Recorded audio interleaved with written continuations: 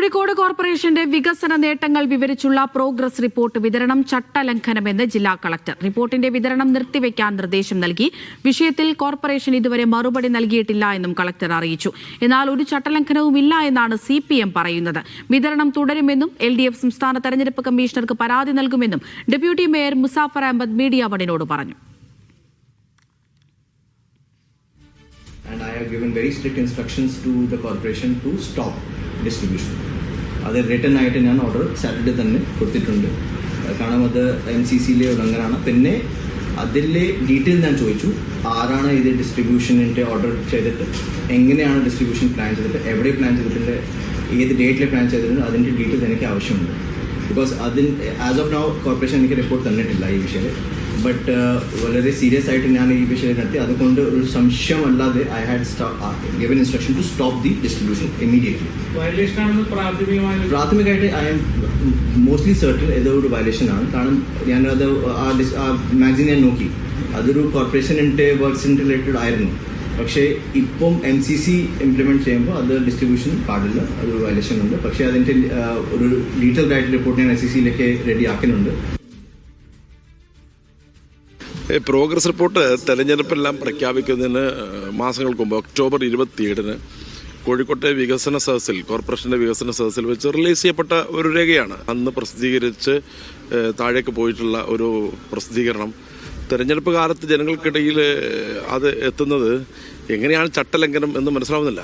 LDF corporation തല committee അത്തരത്തിലുള്ള നടപടികൾക്കെതിരായി പരാതി സ്റ്റേറ്റ് ഇലക്ഷൻ കമ്മീഷനും ജില്ലാ കളക്ടറും നൽകാൻ വേണ്ടി തീരുമാനിച്ചത് ഇപ്പോൾ മാധ്യമപ്രവർത്തകരോട് പറഞ്ഞല്ലോ. അപ്പോൾ അതുമായി LDF മുന്നോട്ട് പോകും. നമ്മുടെ രാജ്യത്തെ വികസന പദ്ധതികൾ, നടപ്പിലാക്കിയ വികസന പദ്ധതികളെക്കുറിച്ച് പ്രചരിപ്പിക്കുന്നത് എങ്ങനെയാണ് ചട്ടലംഘനമാകുന്നത്?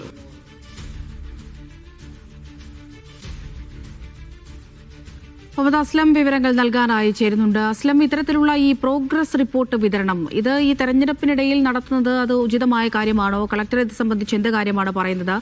എന്താണ് കോർപ്പറേഷന്റെ വിശദീകരണം? സംസ്ഥാനത്ത് തെരഞ്ഞെടുപ്പ് പ്രഖ്യാപിച്ചു കഴിഞ്ഞാൽ മാതൃകാ പെരുമാറ്റച്ചട്ടം വന്നു കഴിഞ്ഞാൽ അതിനുശേഷം ഏതെങ്കിലും തരത്തിലുള്ള പ്രചരണ ഉപാധികൾ ഏതെങ്കിലും തദ്ദേശ സ്ഥാപനങ്ങളുടെ ഭാഗത്ത് നിന്ന് വിതരണം പോലും നടത്താൻ കഴിയും. നേരത്തെ പ്രിന്റ് ചെയ്താണെങ്കിൽ പോലും വിതരണം പോലും നടത്താൻ കഴിയില്ല എന്നുള്ളതാണ് തെരഞ്ഞെടുപ്പ് ചട്ടം. ഇത് ലംഘിച്ചുകൊണ്ട് കോഴിക്കോട് കോർപ്പറേഷൻ അവരുടെ വികസന നേട്ടങ്ങളെക്കുറിച്ച് പറയുന്ന ഒരു പ്രോഗ്രസ് കാർഡ്, തിളക്കം എന്ന് പറയുന്ന പേരിലുള്ള ഒരു പ്രോഗ്രസ് കാർഡ് വിതരണം ചെയ്തു എന്നുള്ള പരാതി ആദ്യം UDF കൊടുക്കുന്നു. അത് കളക്ടർ പരിശോധിച്ചതിന് ശേഷമാണ് കളക്ടർ നിയമലംഘനമാണ്, ചട്ടലംഘനമാണെന്ന് വളരെ വ്യക്തമായി തന്നെ പറയുന്നത്.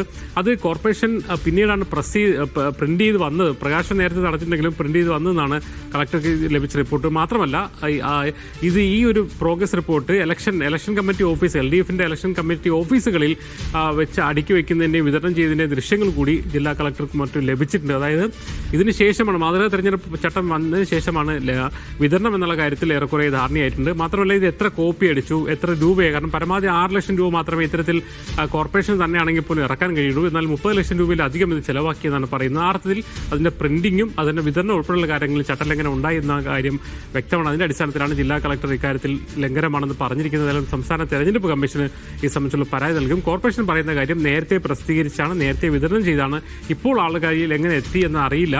അതുകൊണ്ട് തന്നെ കളക്ടർക്കെതിരെ ഈ ചട്ടലംഘനം എന്ന് പറഞ്ഞ സാഹചര്യത്തിൽ കളക്ടർക്കെതിരെ പരാതി കൊടുക്കുമെന്നാണ് പറയുന്നത്. എന്നാലും ഇക്കാര്യത്തിൽ UDF ഉന്നയിച്ച പരാതി ശരിയാണെന്നുള്ള ഒരു വിലയിരുത്തലാണ് ജില്ലാ കളക്ടർ എത്തിയിട്ടുള്ളത്. എന്നാലും തെരഞ്ഞെടുപ്പ് കമ്മീഷന് പരാതി നൽകാൻ അല്ലെങ്കിൽ റിപ്പോർട്ട് നൽകാൻ തന്നെയാണ് ജില്ലാ കളക്ടർ തീരുമാനിച്ചിരിക്കുന്നത്. ഇപ്പോൾ ഈ വിഷയത്തിൽ ഒരു ചട്ടലംഘനവും നടന്നിട്ടില്ല എന്നാണല്ലോ CPM പറയുന്നത്. Aslam, deputy collector deputy mayor അതോടൊപ്പം LDFന്റെ നേതാവുമായ മുസാഫർ അഹമ്മദ് പറയുന്നത് ചട്ടലംഘനം നടന്നില്ല. അവർ പറയുന്നത് വെച്ചാൽ നേരത്തെ വികസന സദസ്സിൽ വെച്ച് പ്രകാശനം ചെയ്തതാണ്, ആ സമയത്ത് പ്രിന്റ് ചെയ്താണ്, വിതരണം ചെയ്താണ്, ഇപ്പോൾ എങ്ങനെ എത്തിയെന്ന് അറിയില്ല എന്നുള്ള ഒരു വിശദീകരണമാണ് നൽകുന്നത്. അതേസമയം കളക്ടർക്ക് കിട്ടിയ റിപ്പോർട്ടുകൾ ശരിയല്ല. മാത്രം ഈ വാദം ശരിയല്ല എന്നാണ്. കാരണം വിതരണം തന്നെ നടക്കുന്നതിന് ശേഷമാണ്, അതിനുശേഷം അത് സംബന്ധിച്ചുള്ള പരാതികളാണ് വരുന്നത്. മാത്രമല്ല LDFന്റെ ഇലക്ഷൻ കമ്മിറ്റി ഓഫീസിൽ ഇത് വെക്കുന്നതിൻ്റെയും കൊടുക്കുന്നതിൻ്റെയും ദൃശ്യങ്ങൾ കൂടി കളക്ടർക്ക് ലഭിച്ചിട്ടുണ്ട്. അതിന്റെ അടിസ്ഥാനത്തിലാണ് ഇപ്പോൾ നടപടിയിലേക്ക് പോകുന്നത്. എന്തായാലും സംസ്ഥാന തെരഞ്ഞെടുപ്പ് കമ്മീഷൻ റിപ്പോർട്ട് നൽകും. സംസ്ഥാന തെരഞ്ഞെടുപ്പ് കമ്മീഷനാണ് ഏറ്റവും ഇക്കാര്യത്തിൽ അന്തിമ തീരുമാനം എടുക്കേണ്ടത്.